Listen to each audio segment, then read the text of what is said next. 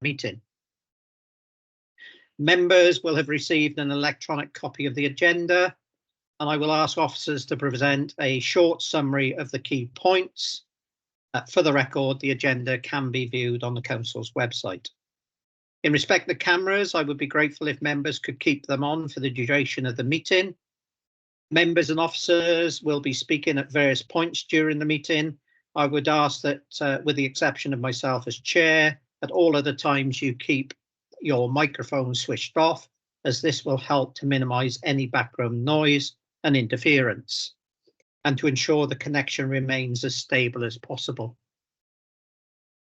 If any members or officers wish to raise a point or question, they should press the hands up icon on the screen at the top right-hand side of the Microsoft Teams window, and I will come to you in the order I receive the requests.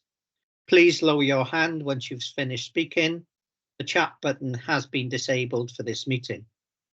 Officers from Democratic Services will be supporting the meeting and will be monitoring the use of microphones throughout the meeting, and where necessary will mute those not being used. I would also ask that officers introduce themselves as and when I invite them to speak during the course of the meeting. One other point, if you've got a mobile phone at home, if you could switch it to silent, that would be greatly appreciated. And I now proceed to agenda business. Item 1 on the agenda, apologies for absence. I have notification of one apology, which is Councillor Alex Williams. Councillor Bledsoe. Thank you very much, Mr. Chair. I am remote at the moment, actually out in a hotel, and I will have to leave at around about 11 o'clock. So I'd like to put my advance apologies in for that. Yes, thank you for that, Councillor Bledsoe. Greatly appreciated. Anyone else? No? Okay. Declarations of interest.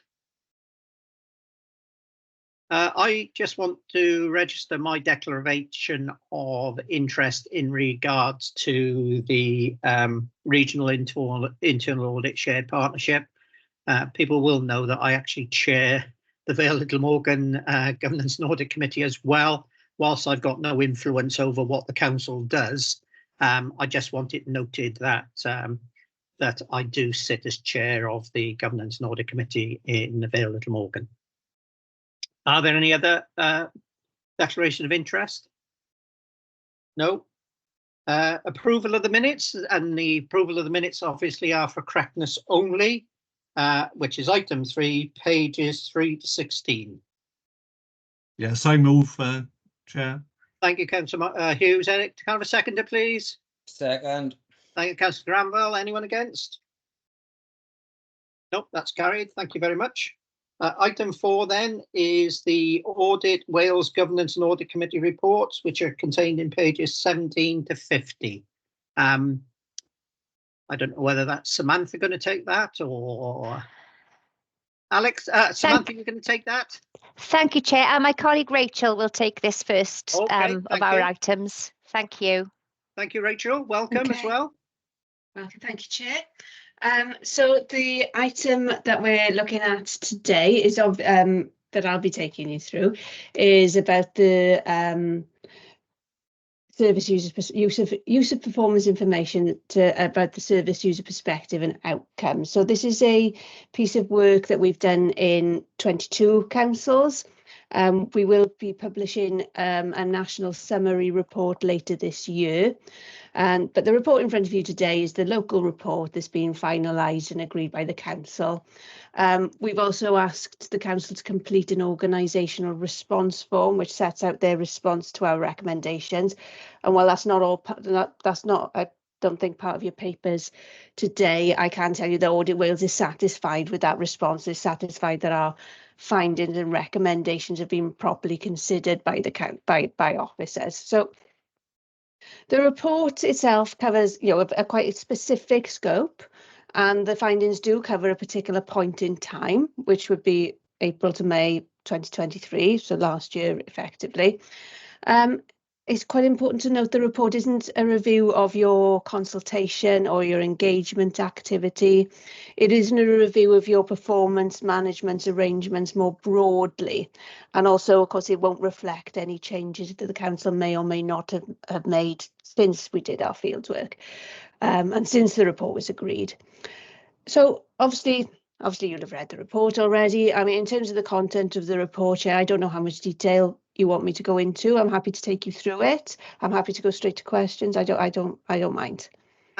Well, my view is, with all due respect to yourself, hopefully all the members will have read it. So that's the first thing. So everyone's fully aware of it. They should be fully aware of the recommendations. And my view is, questions should be the next point, because with all due respect to yourself, it just, I'm not saying it wastes your time, but everyone should have read it. They've had it for the last 5, 6 days. They had it over the weekend and that. So if you're happy to take questions, that would be great. I'm happy to take questions. I don't know if officers want to come in at any point, but but I'm sure we can move to the discussion. Lovely. Thank you, Rachel. Councillor Martin Hughes. Yes, thanks, Chair. Alex at Council yesterday gave us an update on service user perspectives, and I understand there's going to be a detailed look into that sometime in June. I think what would help that process is if there aren't any good practice examples from other authorities that you might have come across that you can share with our officers, so that we can we're not reinventing the wheel, basically, that we'll get off to a good start. It's been discussed in COSC meeting, and there were some suggestions made there, but I think the more good practice examples we can look at, the better, I think. Thanks. Okay.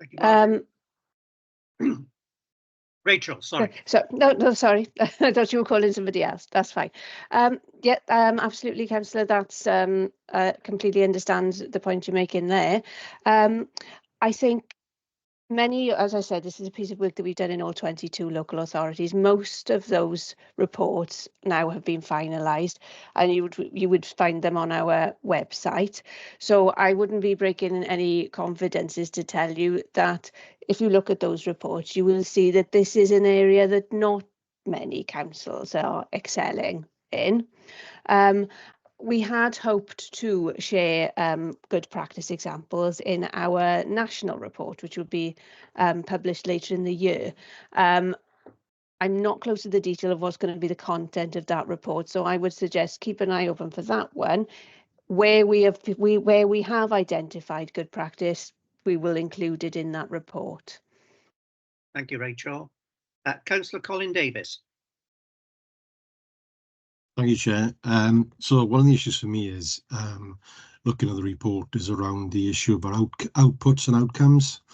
And I know this sounds a bit stupid, but in my experience, if you haven't got an agreed definition of outputs and outcomes, then there's a lot of confusion and a lot of needless activity around the different issues. So I just wondered, in your investigation, did you get a sense that there was an agreed idea, an agreed definition around outputs and outcomes? Thanks. Thank you, Councillor Davis. Rachel? Well, again, councillors, I would say by all means have a look. If you're looking for some bedtime readings, have a look at any of those reports that are published, and you will see that you are not alone as a council in finding sometimes that to be a tricky thing to do. I think we don't have we haven't, as Audit Wales, produced a definition of outcomes and outcomes that we're expecting people to align themselves with. Just at a very basic level, an output is a thing that you do, is something that's that is quite easy to count, and that is a numerical sort of thing, and that is why and they have their place, and they feature a lot in a lot of performance information. An outcome is something that will allow you to understand whether what you've done has made any difference to anybody. I'm sure, you know, officers will be able to, you know, go into a lot more detail about what sort of outcomes would be meaningful for you as an organisation, because that is, you know, something that you're going to have to, and just you need to do to make sure that your performance information is useful to you. Thank you, Rachel. Alex? Yeah, I've just got a quick update on what we're doing with the findings of this report, if that's helpful. As Councillor Hughes said, we had that discussion at council yesterday. Yep. All right, just a 2 minutes. Firstly, I think we accept that overarching message and the primary recommendation of the report, which is based on fieldwork completed last April. So that's about the performance information not enabling leaders to understand service user perspectives and the need to strengthen that information.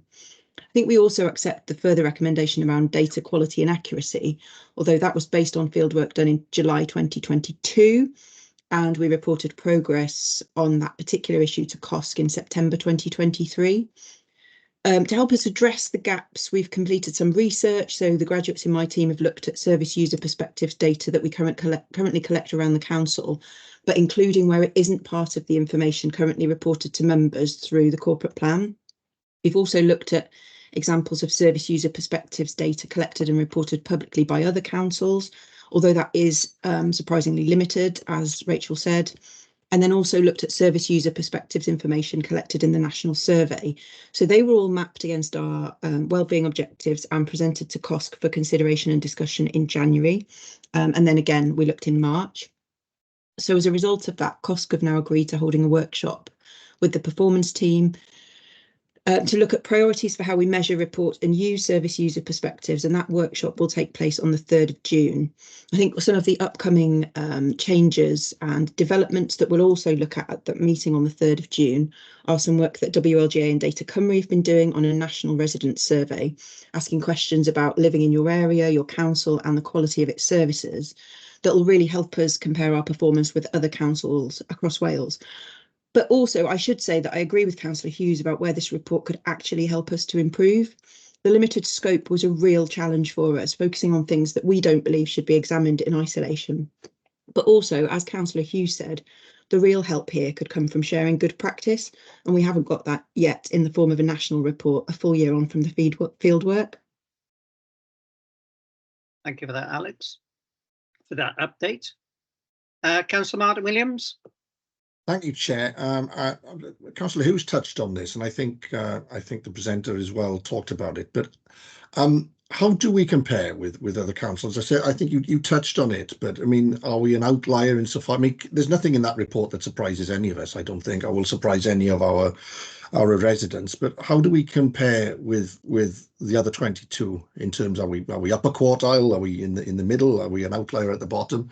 And how are we comparing with other, if not businesses, I would say other service providers? So, for example, utilities, regulated utilities have a very focused, in fact, there's financial penalties based on their customer performance. So I'm just wondering if any work has been looked at outside the sector to similar organisations and industries.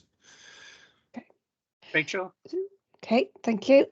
So we haven't ranked councils. We've dealt with in that sort of quarter, in that formal sort of upper quartile, lower quartile sort of. We haven't done that piece of work, nor have we looked at other sectors because we don't audit them. They're not audited bodies for us, so we don't actually have any powers or ability to look at a lot of those organisations.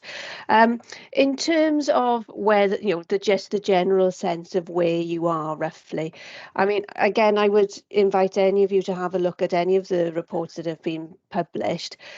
I think it's fair to say that whilst there was a range of arrangements in place, there were very few examples where we found of councils doing this well. And were you to ask me, who can we go and talk to? Who will tell us how to do this? I would, there isn't. whilst some councils are doing it better than others, and there are examples, for example, in Cardiff of them using the user perspective, and other local authorities as well. It is important, obviously, to understand their context and the resources they've got available to them as well. So, no, the bottom line is no, I wouldn't say that you were outliers. And I wouldn't say that there was anyone who was doing this brilliantly. That said, there are some councils who are doing a little bit more than you're doing here. So I would suggest have a look at that national report when it comes along, and by all means look on the website at some of the other local authorities who've had their reports published and take a view. Thanks, Rachel. Councillor Simon Griffiths. Thank you, Chair. Yeah, I think I've got a few points. I think a number of us as members of the council are concerned about the experience of the residents, and I think apocryphally we believe that the service quality can be quite low and can be quite slow. And we see that in some of the stats. So I actually welcome this report, and I think it is probably a judgment that we don't really know as a senior management level what the service users' experience is. And I think that's problematic for us because it doesn't help us understand what we need to change. But the main point I want to make, though, is that this is a rear view mirror, and it's a rear view mirror looking 18 months, 2 years before. And given the current circumstances and what I've just said about service users, we need to start thinking about what we need to measure to drive change. And I think the point I'm trying to make is that what you measure to drive change is not what you measure to look at what happened a long time ago. So if you want to change something in the next quarter, these service user measures are unhelpful because they don't change behavior at the ground level when we interact with residents. So what I want to challenge us to actually, and I don't know I'd be interested in Alex's thoughts on this, is how do we put in a set of measures which drive week by week or month by month our employees and our stakeholders and our other people that we engage with to change their behaviour to improve that service. And I'm not sure that we've got anything in place to really do that at the moment. We do a lot of measurement, but I don't think we drive change, and I think that concerns me somewhat. Thanks, Councillor Griffiths. Don't know, want to come back on that, or Alex, did you want to come back on it? I think only really to say that's probably a very sensible thing to discuss at that meeting on the 3rd of June. If we can do some work in the background before we get there, it's probably a conversation we can all have together as a corporate overview and scrutiny committee. Thanks, Alex. Councillor Williams.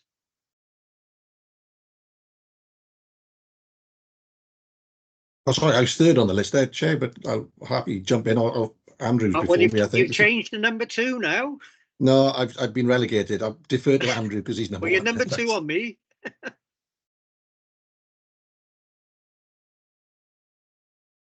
Okay, so is that me?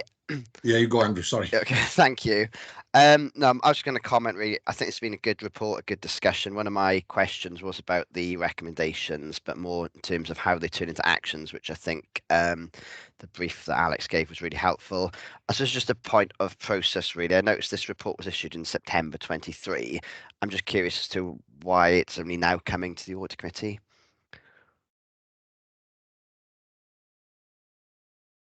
Alex, is that, or Democratic Services, someone answer that?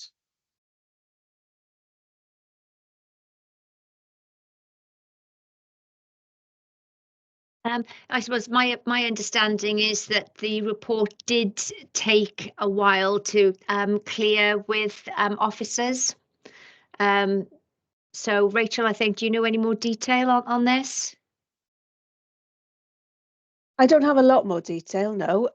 I would say that you are not alone in this. This is one of 3 actually, meetings this morning. So this is around the time that a lot of councils are considering that they're getting the report to committee. Obviously, the time that it will issue will have varied. No, I don't have a lot more detail to add on that. Okay, fine. Becoming on I my think it's just toes. something we need to watch going forward Yeah. if they do take excessively long, because it is probably 4 months, and I think we're still not fully cited as a committee yet what those actions are, apart from a verbal update. But yeah, okay, thank you. Yeah, my apologies, Andrew. You're at the bottom end of my screen as number 1, so I do apologise. So I didn't pick you up. Martin, did you want any comment now? It slightly moved on, but I was going to say, going back to you haven't looked outside our industry. I think, given that no one does it very well, which is what I'm picking up from this, and although there are pockets of good practice here and there, I do think we should be looking outside. And I think regulated utilities and those sorts of organisations are a good place to look. In the water industry, for example, you have CMEX, which is customer measure of perception. And because we are effectively a monopoly supplier, just like utilities, I think there's a lot to learn from there. And I think it would be useful either as an organization we do that, but preferably on a Wales-wide level, Audit Wales look at that as well, so we can see, not just we're best. I don't want to be the best amongst the bad bunch. I want to be the best per se, So yeah. Thank you. Councillor Griffiths. It's just a question, are we doing the digital strategy as part of this conversation, or are we coming back to that? We'll be coming back to that. Okay, thank you, I'll wait. Alex?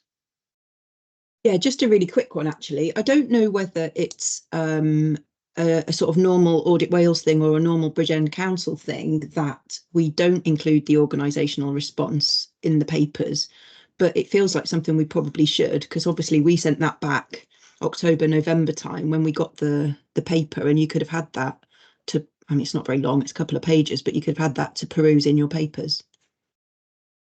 Thanks, Alex. Is there any other questions? I've just got one question before I make some comments. In regards to performance data and performance management arrangements and learning, do Audit Wales speak to the Ombudsman? Because the Ombudsman has got quite a significant amount of details about complaints. And I know that most authorities, when they get a complaint, will send those complaints out to the directorates, and the directorates then will learn from that and alter a way of service delivery. So I'm just wondering whether Audit will sort of triangulate with any of the other regulators. I can say specifically, Chair, that we do look at Ombudsman reports. So we would definitely make reference to those. But it's more than the report. Obviously, it's the reporting mechanism. I met with the Ombudsman's representative about a couple of weeks ago in another council, and I posed the same question in regards to, how did the council learn from complaints? And whilst the Ombudsman gets the really worst ones because someone's not satisfied with the way the council's dealt with it and therefore consider it to be maladministration, there's a tremendous amount of information down below as well, which actually could satisfy, I'm not saying it satisfy all, but it could satisfy some of these requirements. Maybe it's not a question for Audit Wales, maybe a question for the council, but significant amount of improvements made to service delivery as a result of complaints via the citizens actually get changed. So I'm just wondering where that is picked up. Alex? And I think that's where my sort of minor grumble about the scope of this report comes in, because one of the things that we wanted to include was the complaints report that goes to, I don't know whether it's GAC or COSC, so it comes to us. It comes to you. Yeah. So that was one of the things we wanted it to include, alongside policy information that goes to scrutiny, for example, responses to major consultations that goes through the political process and informs policy development, for example. So yeah. No, that's okay. It's very important because, again, services are changed by way of complaints from the public. So so it's just where that, as I said, if we triangulate the stuff, it's making sure everything ties up. So that's okay. Okay, if there are no other questions, any comments? I've got just a quick comment, and I think it's been picked up before. Paragraph 4 of the report says the findings are based on field work we did between April and May 2023. Shared the draft report with the council at the end of June and discussed our findings in July 23. Then we've got in paragraph 25, it says the council has developed a plan to address the recommendations in our March 23 report. Is that a different report? The plan was reported to governance audit on the 27th of April 23. So we're talking about two different reports, or we're talking about the same report? I'm sorry to be pedantic. No, it's a different report. Right. It's okay. But prior to this report, we did a piece of work on that was about your performance management arrangements more broadly, and that's the report that's been referred to there. Thank you, Rachel. Thank you for that. Okay. And the other comment is that we've been discussing something which is nearly over 12 months old now. So I think, picking up Andrew's point, I think, timeliness is an issue for these reports. And, the sooner we get them, the better.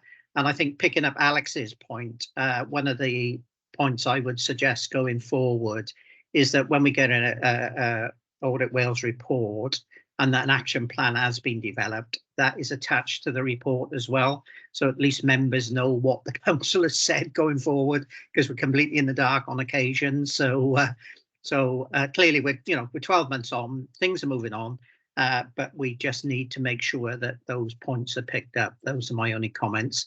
Are there anything else? No, thank you. Can we go on to the second report then? Sorry. Second report then is on the digital strategy review for Bridgend County Borough Council. Okay, thank you, Chair. So I'd like to talk about, like you said, digital strategy review. I'll assume again, as you said, Chair, that everybody has read the report. Yeah. So I'll just focus very briefly on some of the key messages and a bit of context. So this was a thematic piece of work. So we delivered it, across all 22 local authorities, recognising digital technology as a key role to play, in terms of improving services and transformational activity. But the focus of the review was very much on the council's digital strategy. And I suppose it's worth saying that the strategy under review was for the period 2020 to 2024. So it was developed pre-COVID, and I think we've already alluded, to some of the ICT improvements. So basically, it had a profound effect on everything we do, how we live, work, and particularly access services. So, and I suppose just to also say that officers are currently developing their new strategy from 2025 onwards. So hopefully this review happened at a time where it could be useful in assisting in that process. But we did find some weaknesses in the approach. The first, again, very briefly, was around the fact that the strategy was not expressed in a set of time-bound and measurable objectives. So I suppose essentially limiting the ability of the council to have that corporate overview in terms of the achievements of the strategy. And then very quickly, we also thought that the strategy would benefit from the identification of costs and any planned savings, further, providing further assurance to the council that the strategy is deliverable, also delivering value for money, and supporting the council's medium-term financial plan. And then finally, I think this is where the biggest area is in terms of those opportunities to embed that strategy across the organisation, but also aligning it with external partners, just to identify those opportunities that are out there. Because one thing we recognised is that all councils are at different stages of digitalisation, and we've picked up on, I'm not the most IT literate, but basically around data warehousing, robotic process automation, and artificial intelligence. So basically there's a huge amount of opportunity out there to promote, that better use of resources for that longer term improvement. So just very quickly, we made 3 recommendations around those 3 areas. The council has provided us with an organisational response, but we've only just received that just in the last few days. So unfortunately, we're unable to include that in the papers for today. And then also, just to say very quickly, there will be a national report on this. So, you know, there will be some opportunities to see what other councils are doing and hopefully to signpost some of those opportunities. And that will be available later this year in July. A very quick canter through. No, thank you, Samantha. That's very worthwhile. Caris. Thank you, Chair. I was just going to do a little bit of what Alex has done for you on the previous report, if that's all right, Chair. Yeah. Just to say that we have accepted the report and its findings. I was going to say exactly the same as Sam started with, actually, which was just to remind members, this was about a digital strategy that was written probably end of 2019 for us to approve it in 2020. And it was pre-COVID, which again, Sam has already said. So some of our priorities around digital transformation had to change overnight in March 2020. And so it did, and a lot of work was done to enable us to work like this, for instance, but it did mean that some of the issues within the strategy we couldn't take forward. I think there's some very valid points in there, and I think, as Sam has already said, we'll pick them up now as we're reviewing the strategy, in particular about engaging with stakeholders. And from that point of view, I'd say obviously staff and elected members, but also residents. And actually, we do get feedback from residents via our customer services unit about how they're feeling about things. What we probably didn't do at the time was feed it into this strategy, which is what we will do. And also there's something about our strategic partners as well, which Sam has mentioned. So, I mean, one example is upgrading or changing our currently support system for social care. And that's been done regionally with both local authority and health partners. So that's certainly something that we currently build into everything that we do really around digital.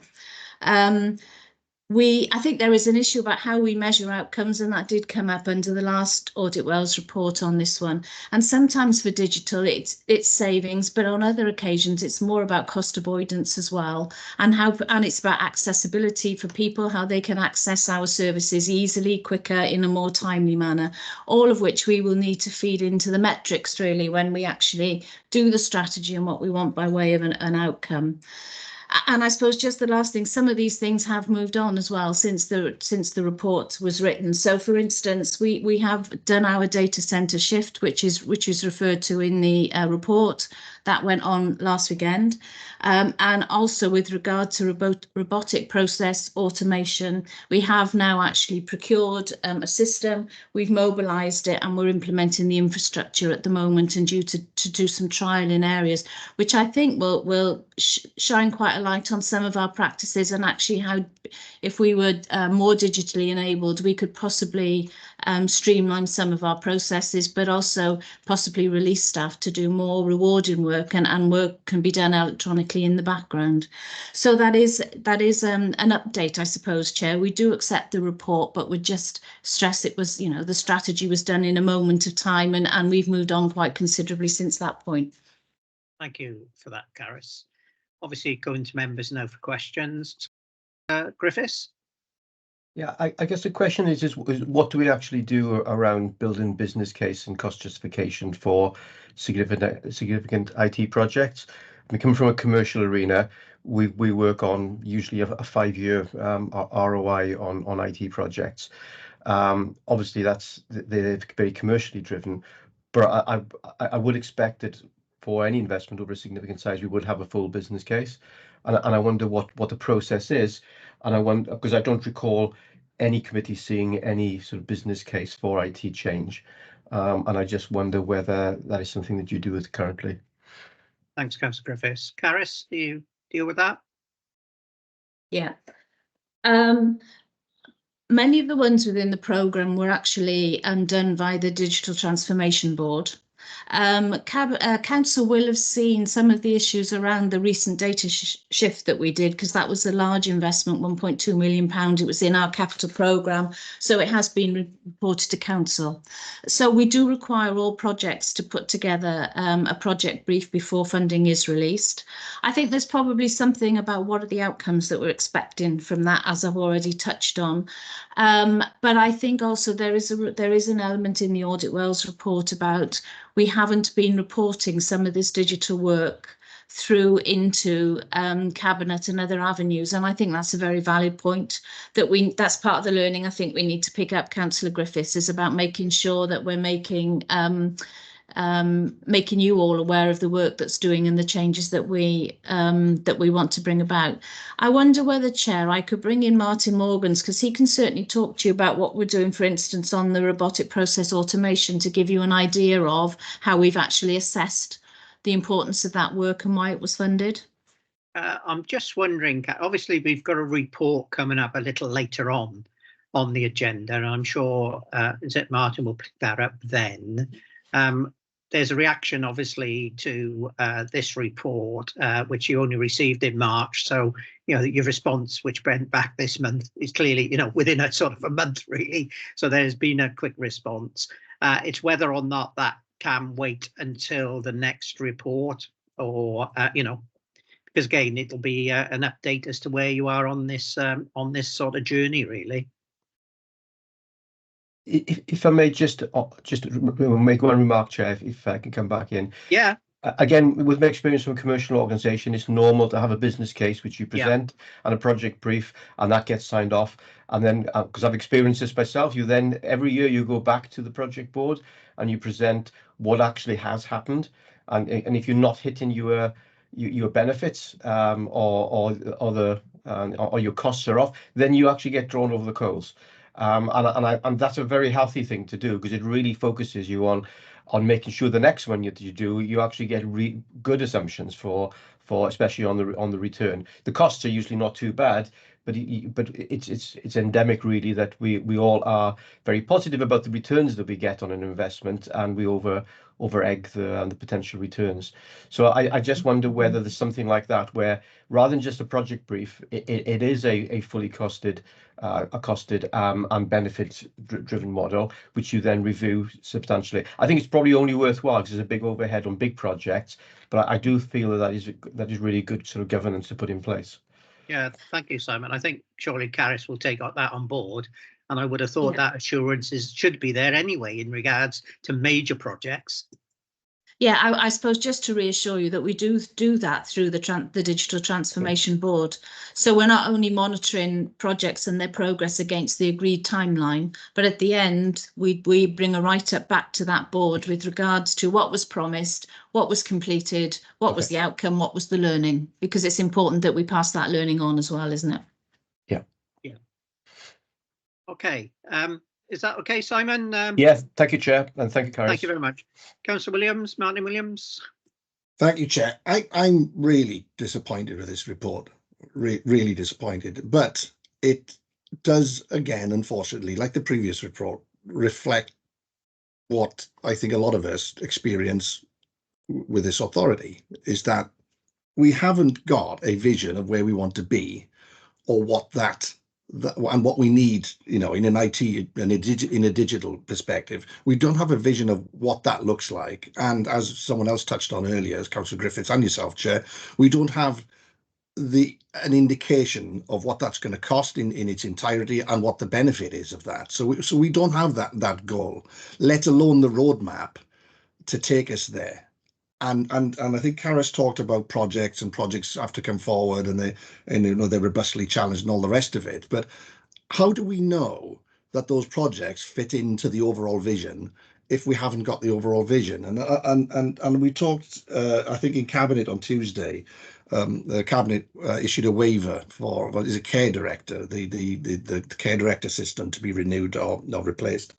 And again, it's a waiver. It's last minute. It's a waiver. And so we should have known this. It would have been in our strategy. It would have been in our roadmap. And we'd have been thinking about this a couple of years out because we'd have known about it.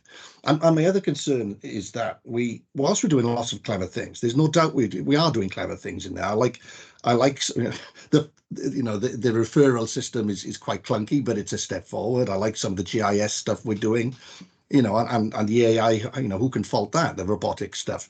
But how does it all fit in? And how do we ensure that we haven't got competing projects and end up with a future of multiple competing systems that don't talk to each other? So I'm really concerned about this, that we don't have that overall vision that drives what we do. And ultimately, what is the vision? Is it in 5 years' time we are fully digitized? It looks like this. My customer journey will look like that. The councillor's journey will look like this. If you're an officer, this is what you can expect. It'll cost us £5.5 million and it'll save us 15 million. Do we have that? We should be able to describe that, and I don't think we can. And if we can do that, then I take it back and I'm sorry, but then I'd criticise the lack of communication. But that's my view. I think we need to move to that, and we need to move it very, very quickly. Caris, do you want to deal with that? Or I see Martin wants to also come in, but right, shall I just, and then Martin can come in after me if that's all right, Chair. I think, as I've said, we've accepted the report and the shortcomings that it's identified. We are now redrafting this digital strategy to move us forward. And I think some of those comments that you've made, Councillor Williams, are valid, and we need to feed in. It's also about digital supporting the services, isn't it? So it's got to link in with our priorities in the corporate plan and how digitally we enable ourselves to do that. We do make sure through the transformation board that there is that schemes dovetail so that we don't have two different services trying to do the same thing in a different way.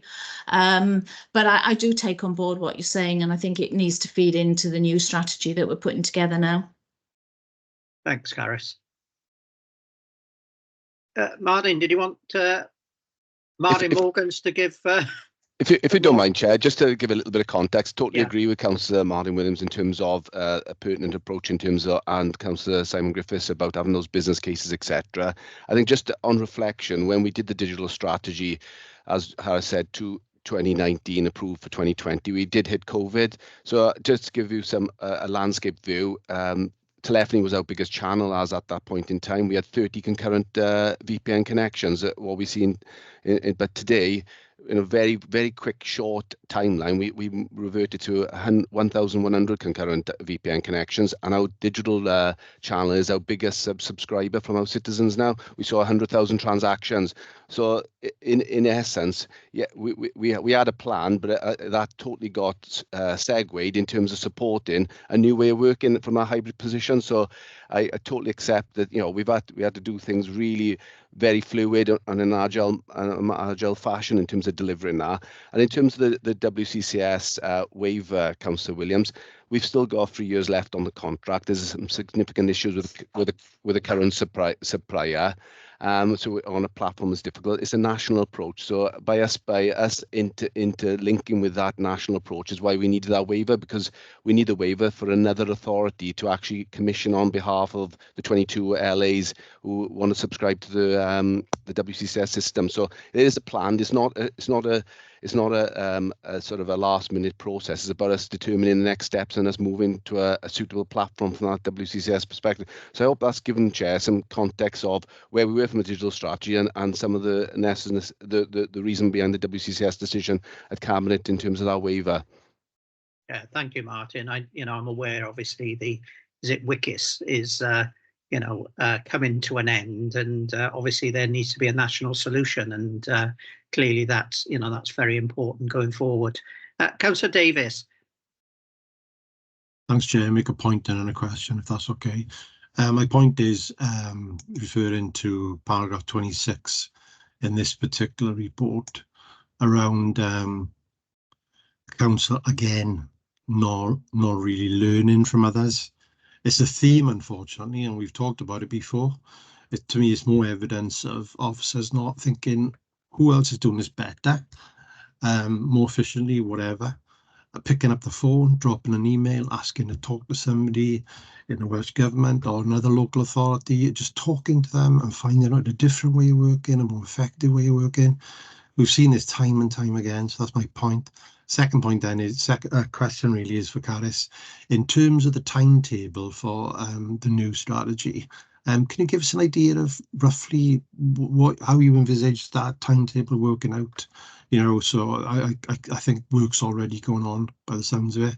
But any idea when we, you know, what input can we have as councillors, and when do you envisage that strategy being implemented? Thanks. That's good, Davis. Can I answer part 2 of that first? Yeah. Which is that we've responded back to Audit Wales to say that we want to get the strategy done by the end of this calendar year. That's taking into account the work that we need to do around stakeholder engagement, really, and the visioning work. Now, if we can pull it in before that, we will do. But that's the timeline that we've agreed with Audit Wales that we're going to work to. And in relation to, I suppose, your comment, really, I might bring Martin in on this, because I know actually we are doing more work now. WLGA have a lead officer on digital now, and I know that we're doing a lot of work to link in with them. I'm sure Martin could give you a bit more information on that. Martin? Thank you, Chair. In terms of the WLGA work, they've set up a digital advisory group, which is officers in terms of, so we can utilise, share knowledge, etc. Because as you said, Councillor Davis, that if one council is doing something well, what can we, you know, borrow with pride from essentially from that perspective? So that's set up. It's also an advisory group via WLGA with the cabinet member responsible for digital within that each organisation. So that they initiated the previous couple of weeks ago in terms of their first meeting. But from a Cwm Taff Morgana perspective, the WCCS is a representation of us sharing, working together. We're working closely with RCT and Merthyr Council from that perspective, but also Vale of Glamorgan as part of that process. So we understand we've got a shortfall in resources across all authorities. So we want to share and use best practice. So if someone is achieving something, can we use that? And if you think about it, a lot of our processes are standardized in terms of that, and some of the applications we use. So if we have used something like robotic automation to support, I know, E5 from a financial perspective, and another authority, quite happy to share and offer that up. So yes, we're trying to do that in terms of the raw limitations we have across the public sector space now. So thank you. Thanks, Martin. Councillor Bledsoe? Thank you, Chair. And I think, you know, across my 2 years of being on this committee and possibly up to 100 reports that we've been presented with, I think this is possibly one of the most disappointing ones I've read in that time. And I think I may finally be understanding the disappointment that my parents used to feel when they got my school report, because this is definitely a must try harder report. And I share Councillor Martin Williams's disappointment that he expressed, and I was going to ask the pretty much exactly the same question that Councillor Davis asked on timelines. So if we are working on this new strategy and we've just had this strategy, can we as a committee have a very positive affirmation that we will be taking the findings of this report into our new strategy? Because I can't see how any of those concerns that have been raised could possibly be. I mean, we're talking about, I mean, there's one line in here stating, and it is the one before Councillor Davis brought up, the council has not identified and engaged with stakeholders who may have an interest in developing its strategy. I mean, that's just 101 to me, and I can't understand why that could ever be a criticism, and I certainly don't want it to be a criticism of the new strategy, because this is all about risk and learning and improving. So I would like that undertaken, that every single criticism in this report is being considered when we're producing our new report. Thank you, Chair. Thank you, Councillor Bett. So obviously, Caris can come back in there. I'm sure it will be, because obviously another committee will have to decide this and it will go through its process. But it would be, you know, tragic if these recommendations weren't picked up. I agree with you, and I'm sure the officers and the members will take this forward and put in as robust a policy as possible. But Caris? I would just add to that, Chair, which is to say, absolutely, we're taking on board all of these recommendations. As I said, we have accepted the report, and we will make sure that the issues that are raised in this report, from that perspective, I think it's already been said this morning, it's timely because we are now reviewing the strategy, and we will take these comments from Audit Wales into account when we pull a new one together. Lovely, thanks, Caris. Councillor Griffiths, I'm sorry I had you waiting. You did have number 1 on your hand, but you spoke first, so I've let everyone else come in as well. No, I think that was a legacy hand actually, so I did put it down and back up again. Yeah. So I came on the back of the list. I think our experience as members of the council, the main system that we interact with is called our portal system, and I think everybody on the call from the BCBC understands the frustration that we as members have with that system. And I think everything that we experience is probably exemplified in this report, which is, I don't think the members feel that we were consulted in this. We don't feel that it's effective as members. And I think it actually significantly limits our effectiveness as representatives of our residents. And I think this is really problematic for us as a council, in that we are substantially limited in our key role. My view is our key role as a councillor is to represent the views of my residents, and then to support the residents in problems that they have with the council services. And I feel I'm unable to do that substantially because the systems that IT have delivered for us are not fit for purpose, to be frank. And we have so little money at the moment that we're constantly told that we can't fix that. This frustrates me hugely, and I think I can't overstate this. And we haven't prioritised this particular system, but from a democratic point of view, it's probably one of the most important systems that the council offers to members, or probably the most important. And I just wonder if our residents are experiencing this with the digital services that we offer, then that would be absolutely astonishingly bad, because that's our experience. I'm using strong words here, which is unusual for me, but this is actually how I feel about this at the moment, and I can see 1 or 2 nodding heads from other members. So I just wonder, you know, where we are with this particular system, and is it representative of the service that our residents get? I think is probably my wider question. Thank you. Martin, do you want to deal with that, or do you want to deal with it, Caris? I'll come in if you don't mind, Chair. Thank you, Councillor Griffiths. In terms of that, you know, disappointed. I think we've got to unpick where the system is versus responsiveness in terms of the services. If you look at the authority as a whole, we run 283 sort of systems in terms of the activities we run. So the choice we made in terms of the councillor portal, well, there was actually a working group that involved councillors in pre-May the 5th 2 years ago. So we did have a working group and took stakeholders sort of information and their choice. I think we got to be really careful here in terms of, this is not an ERP system. It's not end to end in terms of from conception of the form straight through to the back end. So what we're doing, we've used some basic tool setting to try and interface where possible.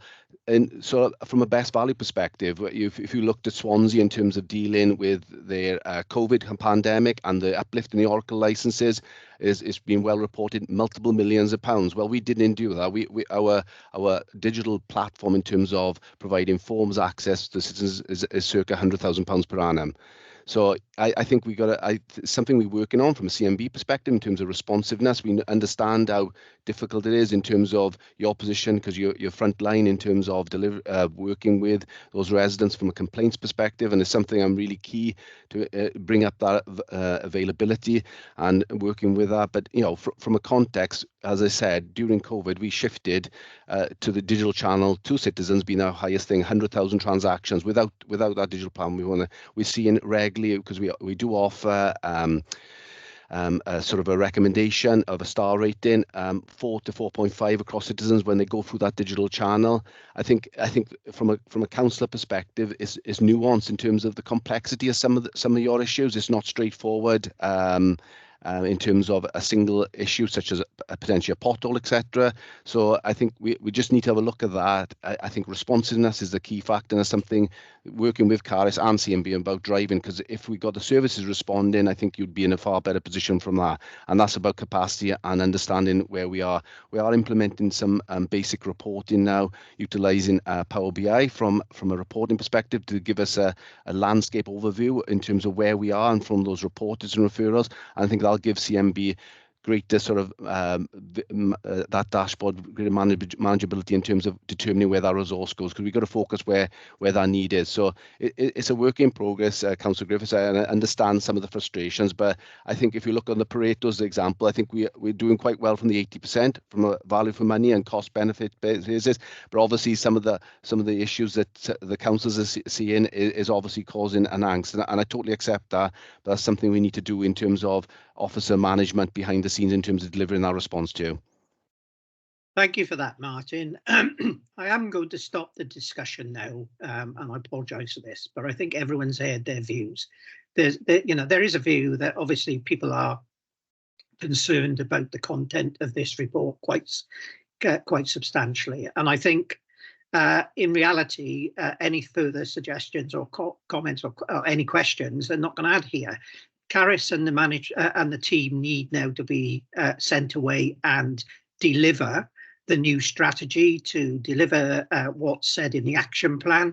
Clearly, that will be discussed at various other committees in regards to as it goes through the process, and I would hope that people have the opportunity to input into that strategy. So, I think officers certainly, and I'm sure Audit Wales are noting the concern that's being expressed by elected representatives of the council. But I think time is now that the officers need time to move away now and actually formulate the strategy and then bring that back so that it can be scrutinised in the relevant places. My apologies if anyone got any other questions, but that's my view. The other issue is comments. Obviously I don't want long discussions now and reiterating what previous people have said, but are there any constructive comments in regards to this matter? Councillor Williams. Chair, I'm just going to come back on what Martin said, and it is really comments. I don't want Martin and others who have worked extremely hard to go away and think this is a personal criticism of their very hard work. And something Martin said there about effectively having to stitch systems together because we haven't got that single enterprise system, and doing things, innovatively and almost on a shoestring. I've been there. I think a lot of us have been there, and it's highly commendable, and we should recognise that. However, I think as leaders, whether that's us or whether it's directors or the cabinet, I think there needs to be a time to stand back and say, no, the time for stitching and making and mending is done. If we're going to do this, we do it properly and we invest properly. And that's my thing. I just wanted to make it really clear that it wasn't a criticism of the hard work that's been done.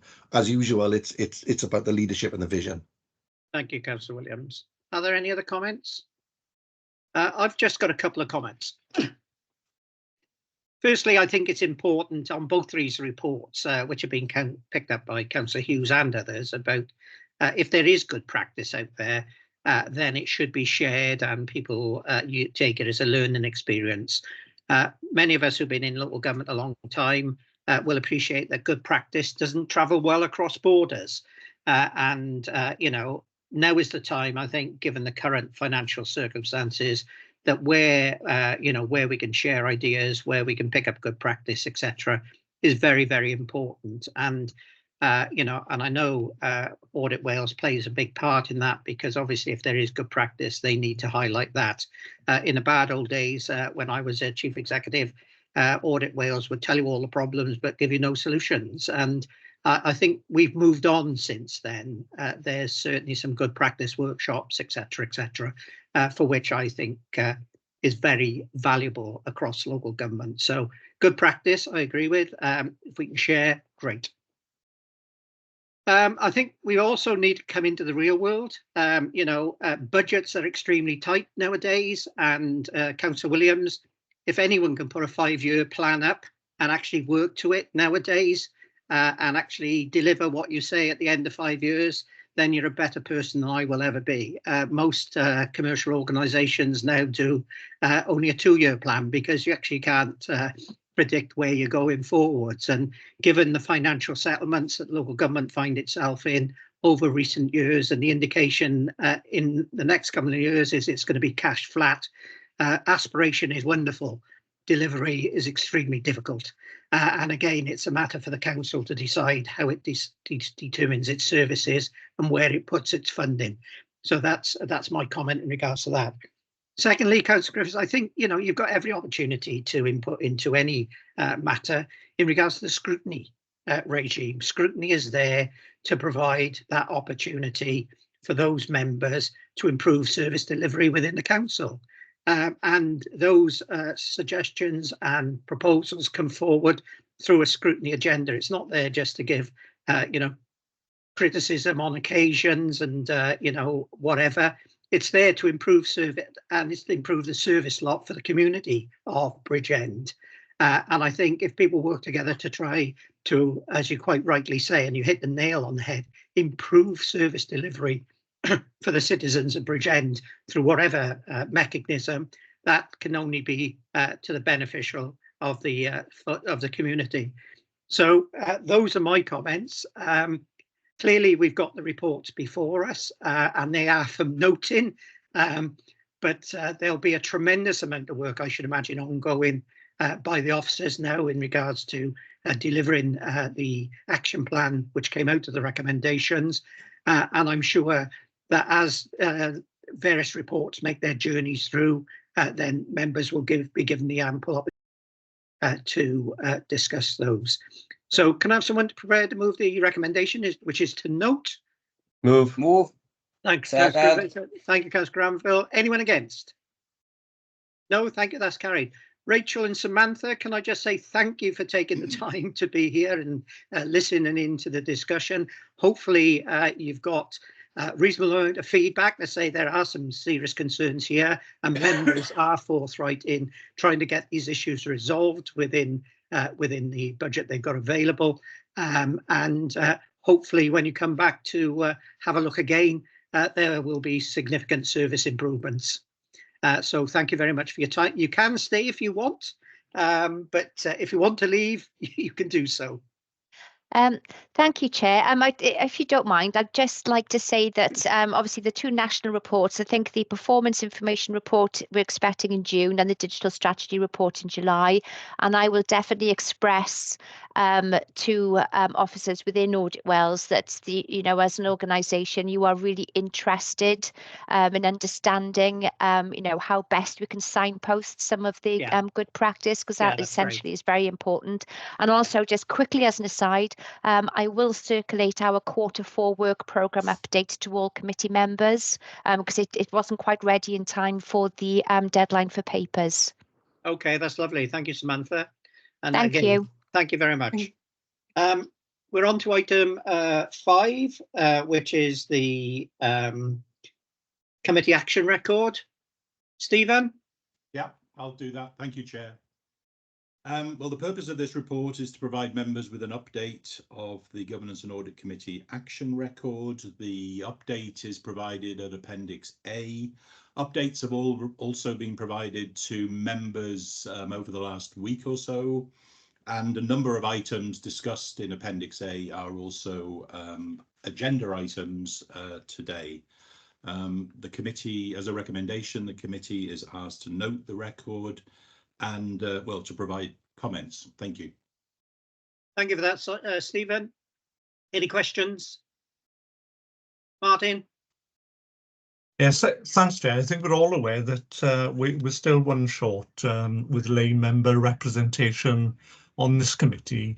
I'm a bit concerned about the time it's taken to find a replacement, but I'd also like a bit of clarification about the process, basically about where we are along that timescale, if we've had expressions of interest, and importantly, who actually makes the decision on who to appoint. Thank you, Martin. Caris?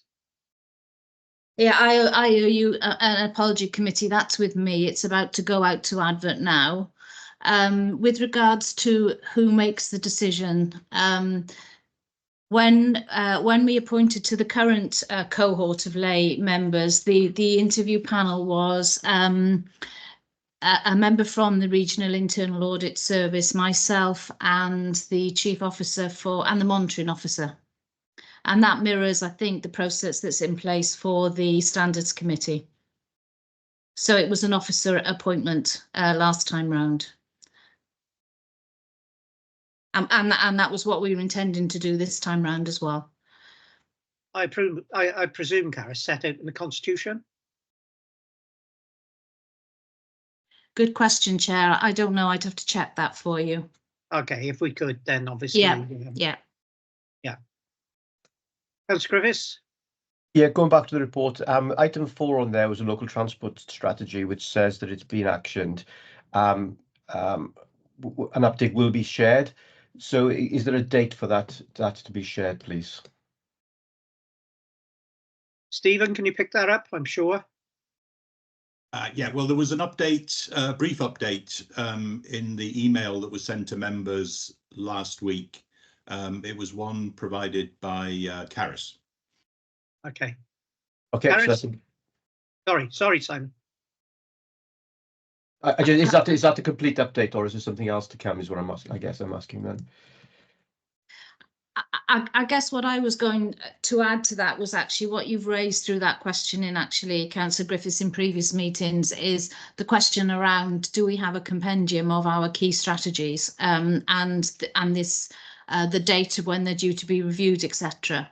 It's a very valid point, and actually Alex and her team are currently working on that on our behalf so that we do have that compendium, and it will then go up on the website. You'll all be able to see it. Discussion is around, it will be our key strategies. It won't be every policy that we have, but it'll be our key strategies. So on the local transport one, some of that is reverting now because the regional development plan has recently been approved. We need to just tie in what we want to do with that. So that's what's the delay has been on that. So they will start looking at that now. But we will draw together that compendium for you of all of our policies, plus a review date. If I may add, I guess there's changes required because the CJC as well taking over different responsibilities. So there's possibly a significant change required to the transport plan. Okay. Thank you. Thank you, Karis. Thank you. Colin?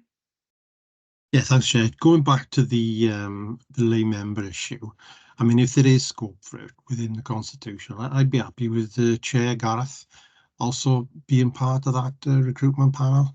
As I say, if the Constitution allows that scope, but I think there should be some sort of contribution from the committee. Thanks.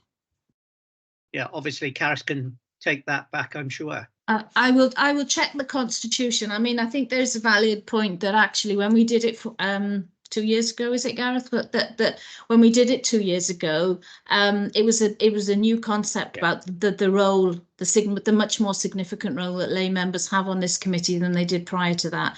So I think there's a very good point there, and that even if the Constitution says he couldn't actually be involved, it may be useful for me to link with the lay members just so that we can feed in their experiences, etc., and what the expectations are to make sure that our process reflects that properly.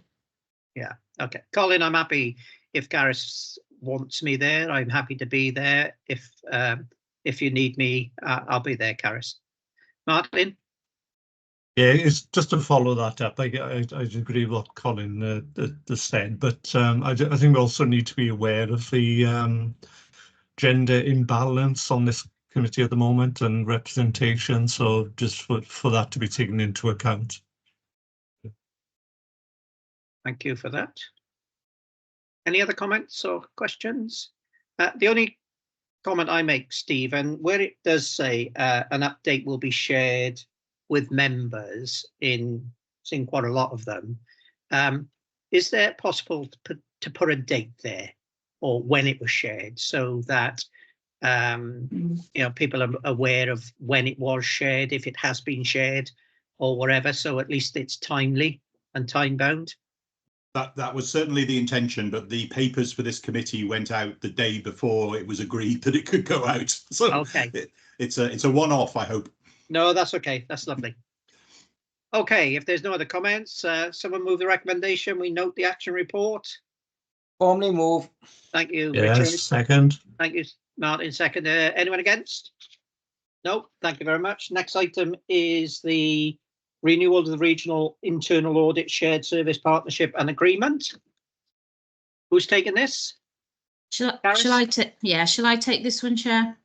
Yeah, hopefully everyone's read it, Caris. So if you want Yeah, to throw I any hope so. salient points, great. Yeah, yeah. So just very quickly, the purpose of this is to seek views from this committee about the proposal that's in front of you, that this council remains part of the Regional Internal Audit Shared Service. You'll see from the report that actually Bridgend and the Vale have actually been part of a shared service now for over 10 years.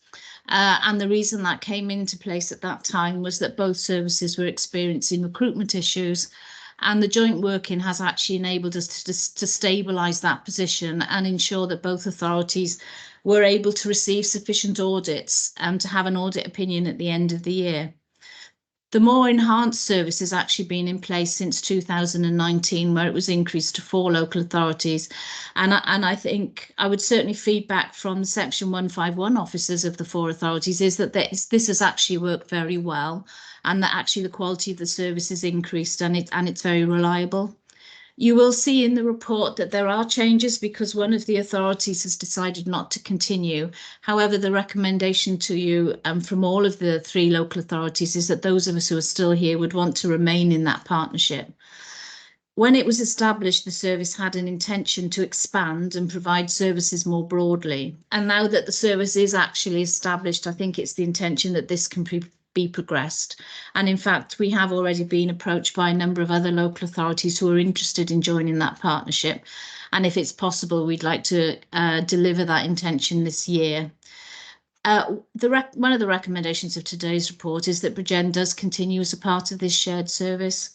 It's worked very well for Bridgend for the 10 years, and it's been enhanced over the last 4 years with the bigger service, and it has ensured that we've got an internal audit service, and also it has developed, and we do have a quality and responsive audit service, I believe. Meetings do take place between the management of the audit service and the corporate management board here in the council to monitor the service, to plan the future audits that need to take place, and also to address any issues that have arisen during the audit process. And I think that dialogue is very helpful and has helped us to move things forward.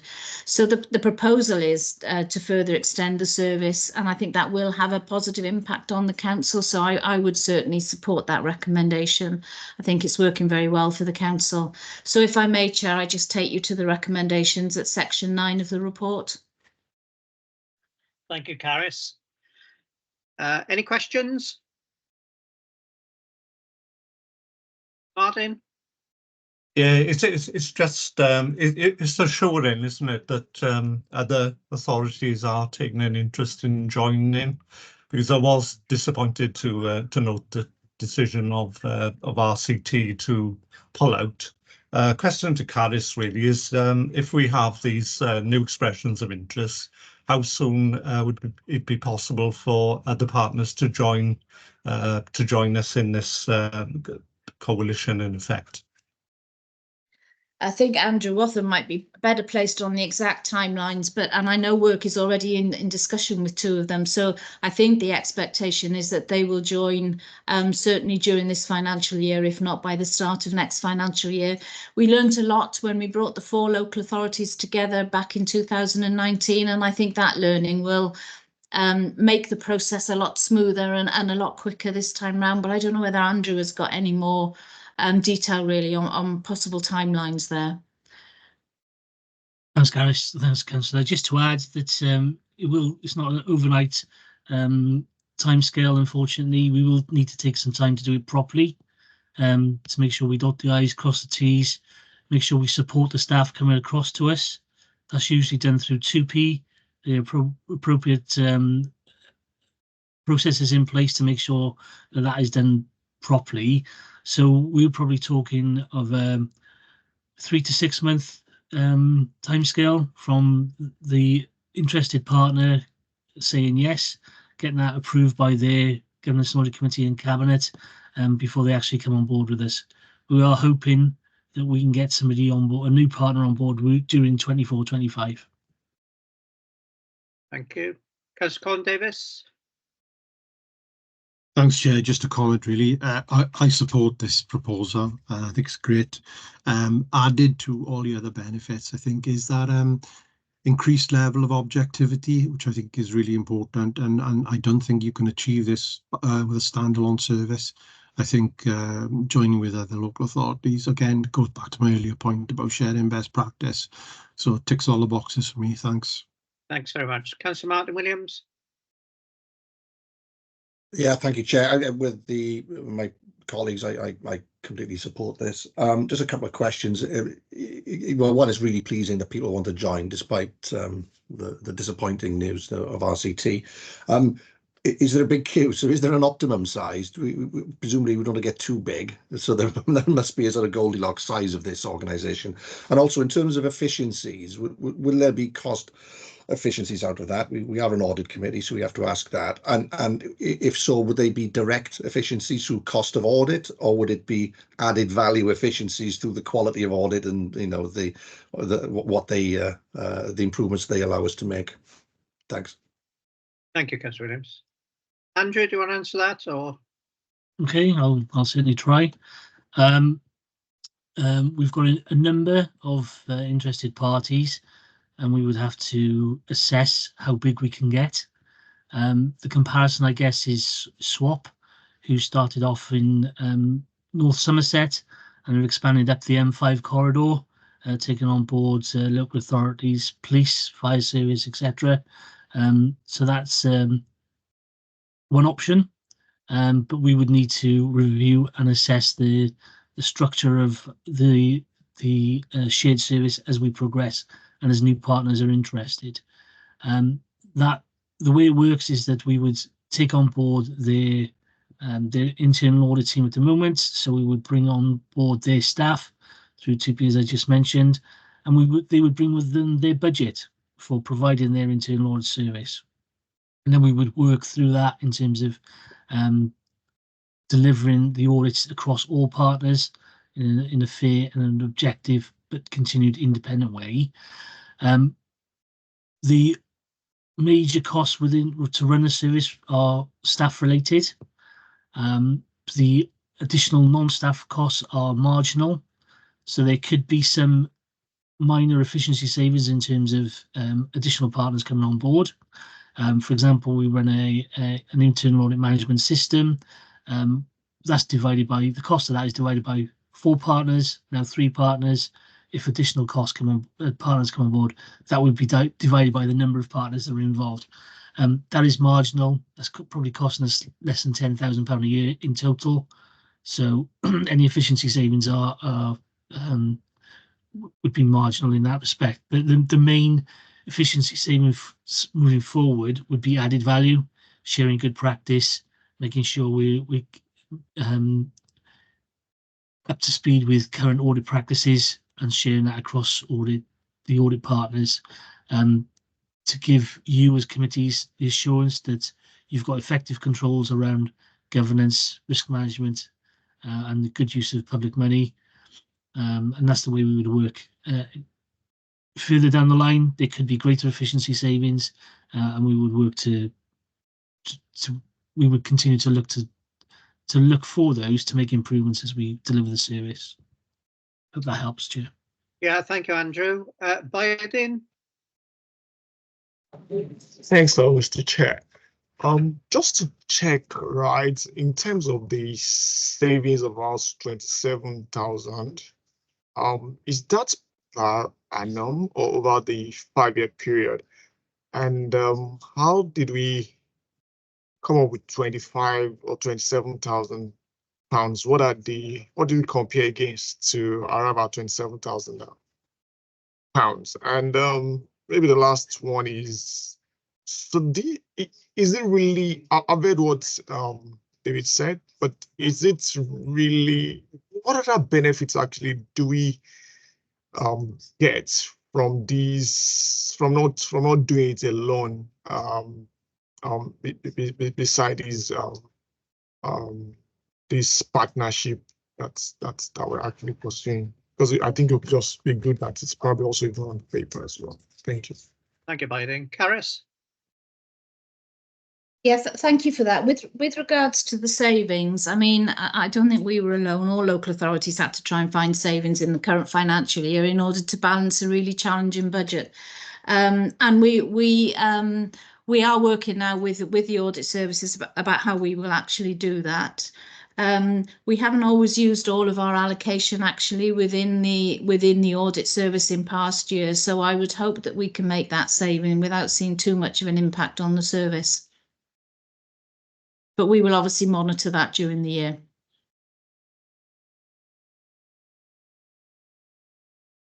Is that okay, Biden? Did that answer your question? Yeah, she's not a part of the question, but I think the other question is, how do we arrive at the £27,000? So what did we? So because when we said savings, right, and it's more efficient, what did we compare with to arrive at that number? Is it giving it to an audit firm, or how did we actually come to that efficiency number that we're using as the basis to have a justification for it? Thank you. Yeah, when we set the corporate budget, we asked all services to look for between 5 and 10% of savings, and so of the budget as a saving for the current financial year, and therefore we applied that to the internal audit service as well. So they were treated as any of the services that we directly manage within Bridgend. Okay. Andrew? Yeah, thanks, Chair. I think I was just going to comment. I think the partnership is definitely the way forward. Certainly what I've seen with my background with the Government Internal Audit Agency, that's the direction of travel. So you've seen that across the civil service, where you've basically taken all the internal audits out of various Whitehall departments, put them all in one collective bucket. I think it makes perfect sense for skills, resources, etc. I suppose my question to Andrew would be, it might be something we take offline, but I'd be quite interested really in that assessment that we do for how the partnership does expand. One thing that we haven't really talked about is skills.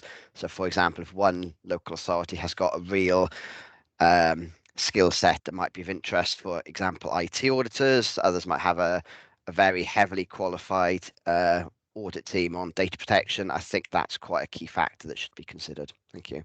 Thanks for that, Andrew. Thanks, Andrew. Yeah, we certainly consider the makeup of the individual audit team that's interested. One of the benefits of delivering the regional service at the moment is that we are developing those specialisms ourselves. So we are more attractive to some of those other internal audit teams that haven't got them already. For example, we do have our own IT auditors. We're very heavily linked with the fraud officers within the 3 organisations, and we're developing specialisms within the team. Again, it's more attractive for us and for partners joining us, I guess, as opposed to what other skills other teams have got that we could incorporate. But we'll certainly take that into consideration when the partners approach us about an interest in joining. Thanks, Andrew. Councillor Martin Davis. William, sorry. Thank you, Chair. As I said, I'm fully supportive of this and what all members of this committee have said. My only question is, whilst I'm very, very supportive of it, are we able to demonstrate the value of this function versus, say, outsourcing to a commercial auditing firm? I'm not advocating that, but how do we demonstrate our confidence that we are the best option, both in terms of price and value? Price and quality, sorry. I'm sure Andrew will tell you how much we have to pay to swap, or we don't pay to swap. I could do, Chair. I could do. Yeah. I guess that would be probably more beneficial for Gareth to answer in terms of are you getting value for money for the service we deliver? When you compare the total costs, we do calculate the cost per audit day, which is across the service, which feeds into our Welsh Chief Auditor Group Performance Indicator Suite. We are below average on that. In terms of comparisons with other agencies and swap itself, we're about 2/3 of the cost on a daily rate. In terms of the firms, they're significantly higher again than the swap daily rate. Okay, no one else, any questions? No one else, any comments? I'll just make a couple of comments. I'm with colleagues here. I think this is the only way to go, not only in regards to the internal audit service, but also other services across the local government sector, if people actually had mature relationships with one another in local government. Local government finance is reducing, and I think doing the collaborative service, which we've got set up here, provides not only economies of scale, but also greater opportunities. Greater team members of the team, greater career opportunities, progression opportunities, etc. Where I certainly know in some authorities that have got their own, you've got just a couple of members in the team, so it's sort of dead man's shoes really, which isn't right. I think the other view, and again, I'm sure I could be picked up by the professional auditors on the screen. Auditors are of a very limited number out there. Trying to recruit auditors is extremely difficult, certainly in the local government.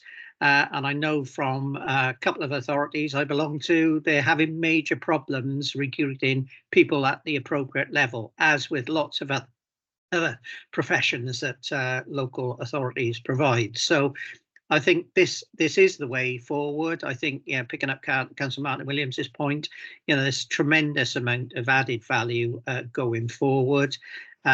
If you actually reverted back to local authorities, I think you wouldn't get the same service. You most probably wouldn't get the same number of audits. And it is a reality of the situation that given budget constraints, lo and behold, auditors normally get cut in local authorities, and therefore you get a reduction in service, not an increase. So I think for the foreseeable future, this is the way forward. If we can increase our capacity and the number of people who wish to offer the service throughout the sort of southeast Wales, that would be great. Long may it continue. So I wish certainly Caris and Andrew well in bringing this service forward. Obviously, we got the recommendations at 9.1, which is there are 3 bullet points. Someone prepared to move, please? Yes, I'll formally move. Thank you. Can I have a seconder? Thank Yes. you, Councillor Hughes. Thank you. Anyone against? Nope, thank you, that's carried. Item 7 then is the progress against internal audit risk-based plan 2023-24. Andrew. Thanks, Chair. Andrew Wathen, the head of the Regional Internal Audit Service. This is one of the regular reports that we now bring into Governance and Audit Committee, so hopefully members will be familiar with the format and the content. We set out to give you an update in terms of the progress against the agreed plan for towards the end of March. It's not year end because Easter kind of fell in between, and this is worst case scenario situation. More up-to-date information will be provided in my annual report, which comes to you in June. So the PIs will be better than is shown in this particular report. So just to give members an overview, the Regional Internal Audit Service has set itself targets for progress against the plan of 10, 13, 15, 80% per quarter, and Bridgend is in a good place, as at the mid-March point, as shown in Table 1 of 3.3 of your papers. We've covered 70% of the plan already to that date, and we're looking to increase that with the work that's in progress towards the end of the month, beginning of April. That'll take us up to well over the target of 80% for year end in terms of coverage of the audit plan, which is a really good place to be. In another positive way, Table 2 states what opinions we've issued, and as you can see, we've issued a range of opinions from substantial, reasonable and limited, and there's over 80% positive opinions which have been issued across all service areas within the council. Again, a good place to be. With regards to the 4 limited assurance opinions, 3 have already been reported into committee, so members are aware of those. The 3rd, most recent, is noted in 3.6, which relates to a school we've audited, and the reasons why we felt it was a limited opinion in terms of assurance are noted in the bullet points within that particular paragraph. And just to reiterate that our opinions are based on the strengths and weaknesses we identified during the course of our audits, and where the weaknesses outweigh the strengths, then that's where you're more likely to get a more negative opinion than a positive opinion. And we agree an action plan with the relevant manager or head teacher to move that forward to demonstrate that they will action our recommendations to make those improvements. We've also included in the report status of 23-24 carried forward jobs. So jobs that weren't completed in 22-23 have been carried forward. That's set out in table 3, para 3.7, where we've completed 75% of those carried forward jobs already. As members will see, 3 are in progress and are likely to be completed by year end. So they'll be reported into the annual report. Within the reports that we've issued, we've identified 162 recommendations, and the details of those will be shown and talked about in the report that follows this morning, Chair. With regards to the appendices, Appendix A outlines our progress against the plan in a bit more detail, individual job numbers, individual opinions, and the number of recommendations we've made. Appendix B outlines the 22-23 carried forward jobs, which I've already mentioned. And at that point, Chair, I'm happy to take any questions. Thank you for that, Andrew. Any questions, members? Andrew Bagley? Yeah, thanks, Chair, and thanks, Andrew. I thought this was quite a good report. Just a quick couple of points, if I can. The bit I sort of struggled was, I think you've got a target for Q4 of 80%, and it refers to the fact we were at 70%, but if we add on a couple of weeks in April and May, we might be able to get up to 80%. It feels like a little bit of a fudge, and I don't know if we need to sort of reset that maybe. I mean, I think audit, black and white, 31st of March, the position is the position. I'm not too sure we add on the stuff that we're still doing in April and May and then say at the financial year end we achieved 80%, but happy to take any thoughts or comments on that one. Okay, fudge is a bit strong a word, I think. But it's practicalities. We've got work in progress, which is almost complete at the year end. But because Easter fell right on year end, we've got school holidays where some of our staff are taking holidays to be with their children. We've got managers, service managers who take time off around Easter period. So we're trying to be fair to everybody. They're kind of 99% complete.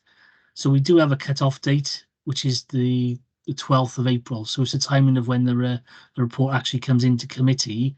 As we've tried to provide you with the most up-to-date information we can, albeit that will be better for the year end when we provide the annual report. We don't go into May, and I'm pretty sure we haven't got any outstanding at the moment. Maybe one job that's kind of in progress at the moment, because we're kind of 99% of the way there. So I don't think it's a fudge. I think it's more of a timing issue, and I'm quite prepared to present the stats as they are.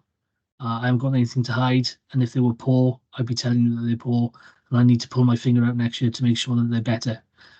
So we're being realistic, but I think it's really positive that we've got good coverage across the authority, and we're in line with our targets, and we can provide you with good assurance across a range of service areas.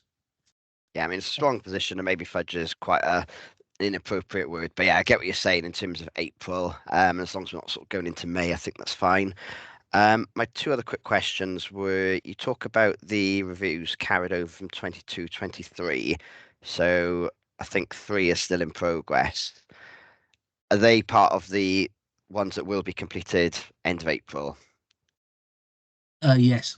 Okay, fab. And then my last question was on the St Mary's Catholic School. Obviously, that issued a limited assurance opinion there. There's some key findings there which talk about 34% of staff have not completed mandatory training, which obviously is quite low if it is mandatory. Poor records keeping and the issues with the DBS checks. I suppose I'm just wondering, in terms of those are the issues that are identified, I'm assuming we have action plans in place to address those. I'm just wondering if there are other schools in that category, and how you're sort of giving us assurance that it's an isolated school, so to speak. Okay. In terms of the number of schools that we audit, we have to do that on a cyclical basis because of resources and the number of schools that are involved with Bridgend. Where we have identified key issues, they will be reported into Governance and Audit Committee where there's a limited opinion. So what we don't do at the moment is collate those kind of key issues, but we certainly bring them to attention of the head teacher, and we agree an action plan to move things forward. And we'd also bring those to the attention of the head of service and the director. So all our reports, once they're finalised, go through to the head of service and director, so they're aware of the issues overall and can pick up any themes. Yeah, so you'd assume the head of service would read that report and then think, okay, let's get a message out to everyone to remind them of this thing. Okay, that's fine. Thank you. Yeah, that's the way it works. Yeah, thanks, Andrew. Yeah. Thank you, Andrew. Any other questions? No, I've got a question in regards to St Mary's Catholic School. Obviously, there was a limited assurance and there are numerous issues that need to be addressed. And I thank you, Andrew, for saying this has been discussed, obviously, with the head teacher. And obviously, it's been sent to the head of service in education. I'm just wondering what education does about it. Does it issue a warning letter, or what does it do? I don't know whether we've got anyone from education on, but obviously it needs to be quite proactive rather than rest with audit. Do we have anyone from education on, Karis, do you know? No. Right, okay. No, I don't think there are. Sorry. So we don't. Okay, I did ask for someone from education to be present at this committee today to answer another question, which I'm going to pose in a minute. But I think clearly, can a message be got back to the director? I know the director of education is elsewhere, but he could have sent a representative, which I did ask for. I find it quite discourteous that they've sent no one. And can you advise that either the chief executive or the director attends the next governance and audit committee to explain why they didn't attend? Because obviously, well, I want the chief exec there because obviously he's responsible for the management team, but it is quite discourteous. And there are some other points which I want to raise, not in regards to St Mary's, because there is a responsibility of the education department in regards to the issues that are raised in regards to the financial scheme for schools, you know, over and above the delegation, no records, support cash, no terms of reference, etc. And I feel sorry for Andrew because obviously he's just gone in the schools as and when on the cyclical basis. So this could be endemic, it's systemic throughout the school population. So I think I need the Director of Education in regards to that. And secondly, I just need to apologise for members because, as you're aware, at the last committee, we were going to call in the head teacher in regards to school vehicles and the issue about insurance and driving licences and things like that. Again, I don't believe that you know, health and safety issues are a responsibility for education as well, because I am aware when Esting go in, they take health and safety issues really seriously, and if they're not addressed, they will issue some recommendations around it. And again, you know, whilst the director's issued a letter, I just need to know why the director, in such instances, which actually, if something went wrong, could have major effects on the authority and the school, that why a warning letter wasn't served, because a warning letter to the school will concentrate the mind. So if that message could be got back to the management team, I'd like the chief exec and I'd like the director of education at the next meeting so we can raise these issues. And obviously the director can provide why he didn't send a representative. So Caris, I'm sorry to give that message, but if you could, I'd be extremely grateful. I'll take that away, Chair. To be fair, the director did respond to say he had a clash in his diary this morning that he couldn't move. But I suppose I just want to reassure you that the issues to do with the schools did come up to the corporate management board, and the director has written to the schools, and I think a copy of that letter was shared with the members of committee.